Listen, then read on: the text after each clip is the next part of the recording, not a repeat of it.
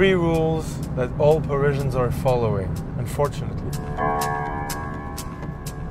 First one is, everything is overrated. Because, you know, I deserve better than this. Second rule, I came by all that stuff before you did. It was better before. And third thing, if it's outside of Périphérique, then I don't even want to hear about it.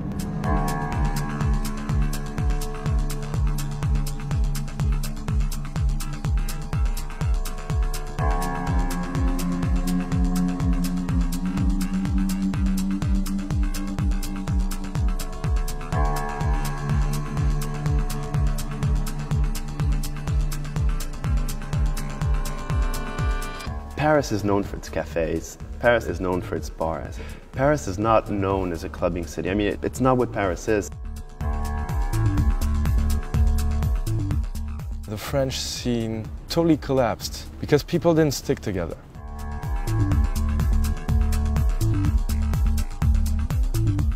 All generation, even 5 years ago, it was not possible to ask to someone to take like a cab to go in a party. Everybody wanted to go like downstairs of his building to go in the club. I think the media, all of a sudden, a few years ago, started really to speak about how Paris is dying because it doesn't let its artists express themselves. I think the New York Times even wrote a report saying that it's the worst city to party in Europe.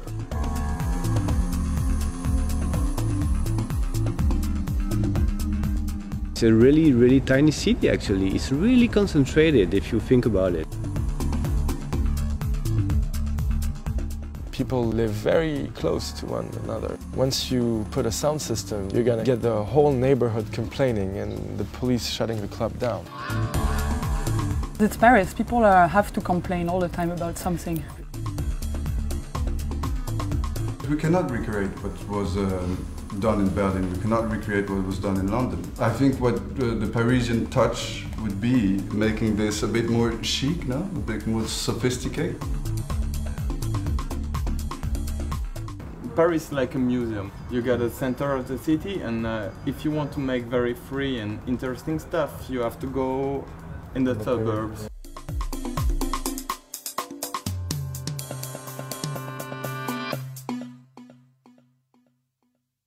We're on the Circle Road, it's Périphérique. If you're inside, you're a Parisian. If you're outside, it's the rest of the world. I'm kind of hoping Parisians will stop thinking that way.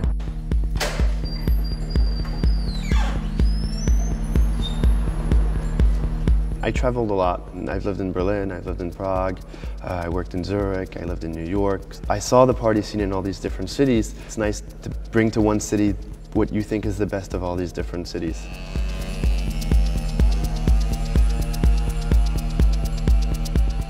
I don't know how he does it and how he finds those places, but he always comes up with something you've never seen before.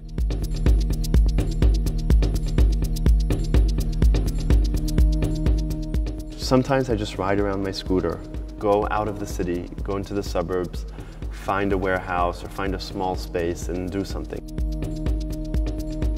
I'm bored when I go to a party and I'm just, you know, there's a DJ playing and I'm just in a square with like everyone else dancing.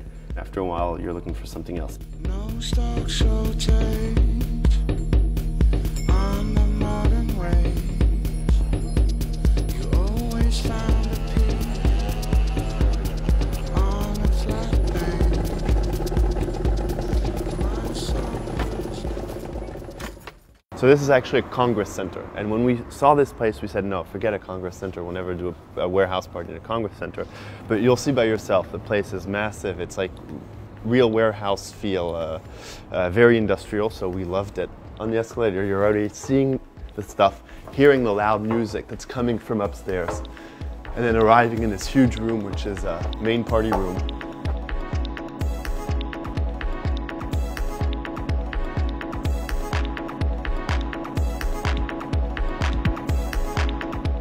My party starts before going to the club. It starts by looking for it. It starts by going on Google Maps to see where it is. And that's where a party starts. So if you already know the place, it's not as fun. The fun is going to some place undiscovered. You have no idea where it is 24 hours before the party. And that's the whole fun. Depending on the space, I organize the party, the music, everything depending on the space. The space defines the whole thing.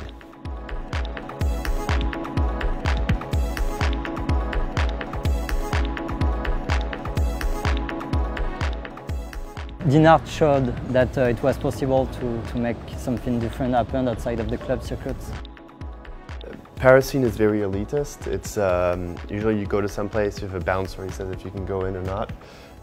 We're the other way around. We say if you're aware of the party, then come. If you don't know where it is, it means you're not curious to know about these alternative events.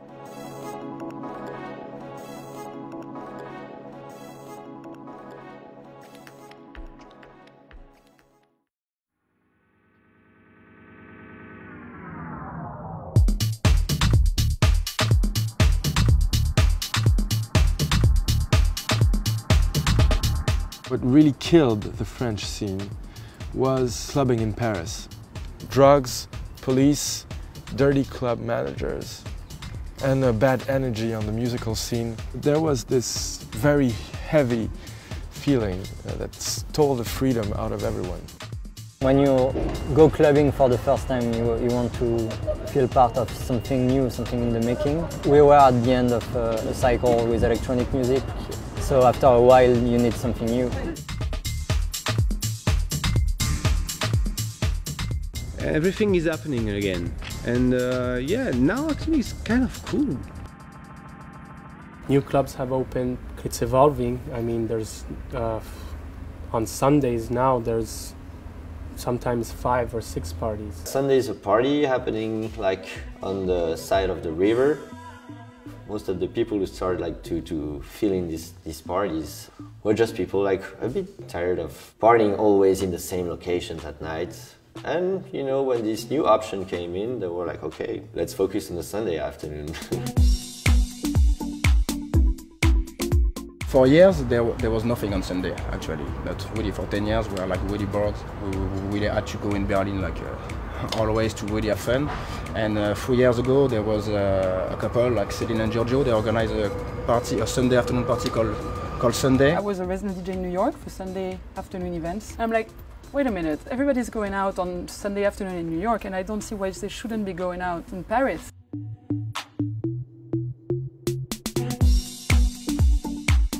This music was only, you know, possible like in clubs. Not much people were doing parties like in warehouse or, you know, special locations. Finally, this is possible. And also partying during the daytime, I think, is quite new and enjoyable. Paris right now, you have a lot of, outside clubs parties. You have a big one. It's called Concrete. It's a party on a boat. I think it's the perfect showing of what's happening in Paris right now.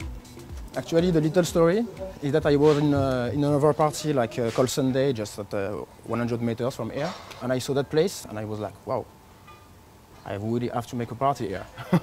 And so I tried to find like the owner of the boat, and we had like a little appointment with him, and he was like, yeah, but it's we want to make a rave party with techno. I said, no. It's not techno, it's disco with live group, and the first one, it was like the Total War, like 2,000 people, one of the best parties in Paris since a long time. Concrete started. They started last summer. About a year ago. Started last summer. They called us up like, hey, listen, guys. Well, we found a spot to do a great party. Only problem is that it's next to you. We're gonna be neighbors. Okay, fine, whatever. You know, you have great lineups and it's going great.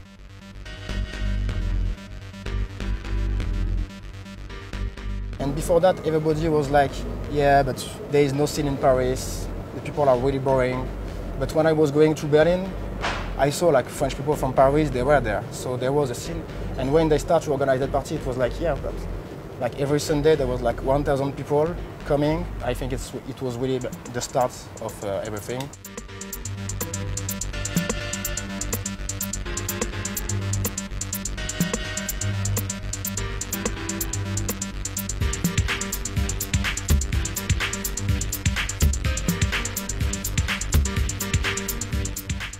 For me, Concrete is the best party in town. You get in on Sunday morning at 7 o'clock and somehow it's impossible to leave.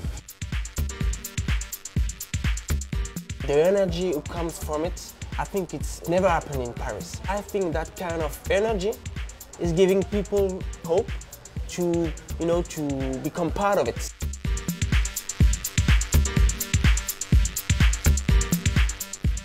Sometimes we have a lot of people on this bridge, like coming for take pictures of the crowd, and I think they don't really understand what happened here, like a party with techno in day. In the past, when you were going to a party, you had two kinds of parties, like the musical parties and the people parties. In that kind of music parties, people were, so intense about the music that they forgot about dancing. And the other side of Paris was the party people. They were dancing, not taking care so much about music.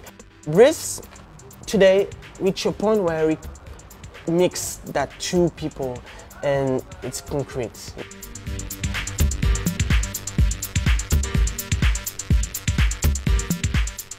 1 year ago I was with a suit and with a tie and working as a business engineer, and now I'm just talking about music like all day long. I feel that I'm creating something in Paris because I was waiting for it, and I was waiting for someone to do it, and now I'm doing it.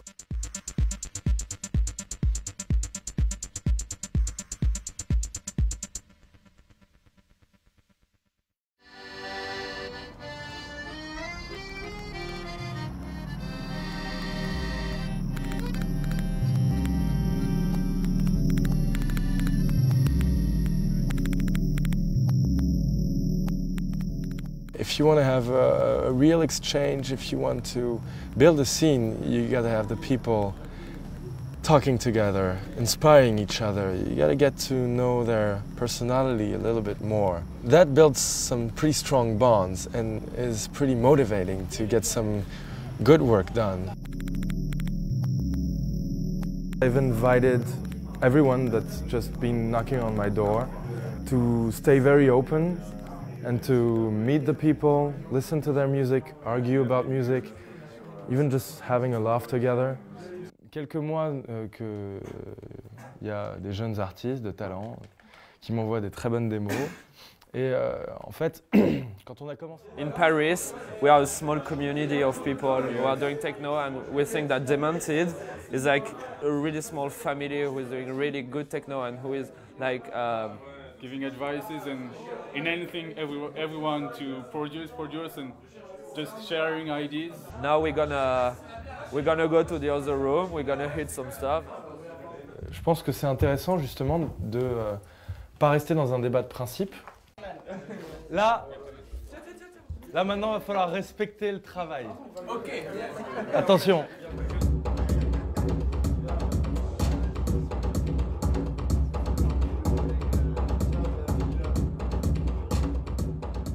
It's just a way of having this human thing happening, because on Facebook or during parties, it doesn't happen. New ideas, new people, listen to some music, see what happens.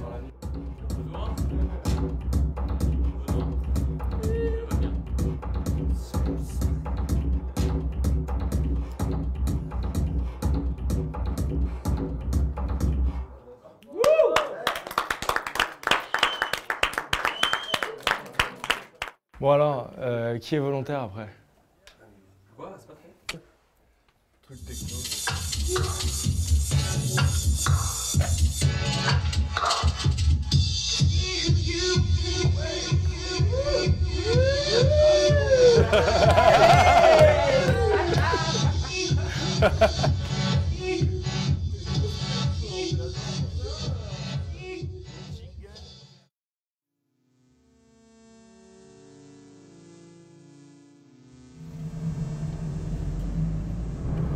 People start to think about moving their studios, workshops outside Paris, it's a big leap forward. We're going to this place called Sira, an old factory. It's been transformed into an amazing art place with rave parties going on. Sira is run by a guy called Anatole. Anatole is a guy that likes to have his dreams come true, I guess. Exuberant and romantic dreamer that kind of made one of our dreams come true there.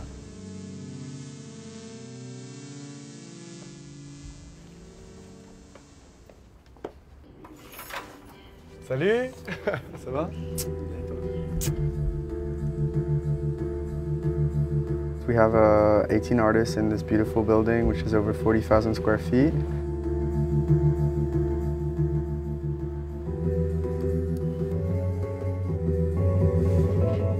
Just the sheer scale of this building is amazing for artists because your production takes on a whole new scale in itself, you know.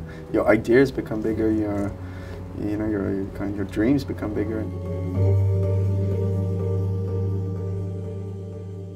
The idea is to have all the studios around a big communal space.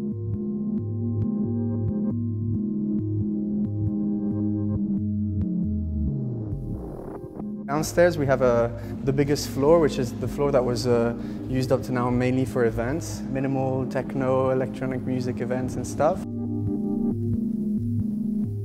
As you can see, it's like a pretty enormous space. I think 13,000 square feet all in one go, which is like very rare and very large for Paris. I find it in Berlin, in New York, in London, but here in Paris, these are spaces that you can't really find. Also in this space, there's a lot of like funny little things that can happen. Like this is the old lift. The old lift, which didn't work, so we turned it into a kind of mobile kind of sitting room, which is that was a fun little project. And whenever there's an event, people just don't tend to see. There's a lot of things hidden behind doors and stuff, spaces that you wouldn't expect. Music's happening here. There's maybe stuff that we can really talk about, you know. It's embarrassing if my mother was to watch this. And then you just arrive in here and have this kind of crazy mix and mash of wood and stuff like that. So it's kind of like, in a way, kind of a playhouse. And I myself, as the president of Mad Agency, I spend the whole of my time here in the building. This is my apartment, and this is where I get my ideas, I relax, I play and stuff.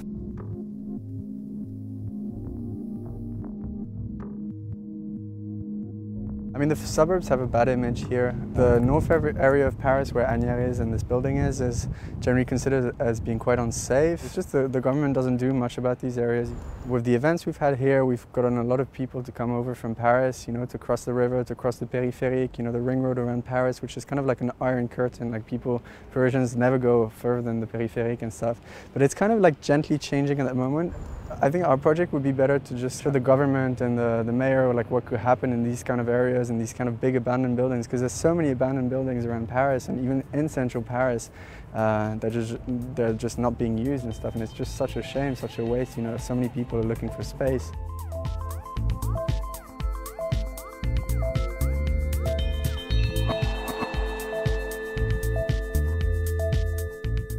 For me, it's the only way of living. I don't want to live in a tiny little studio in Paris, you know. I don't want to do that.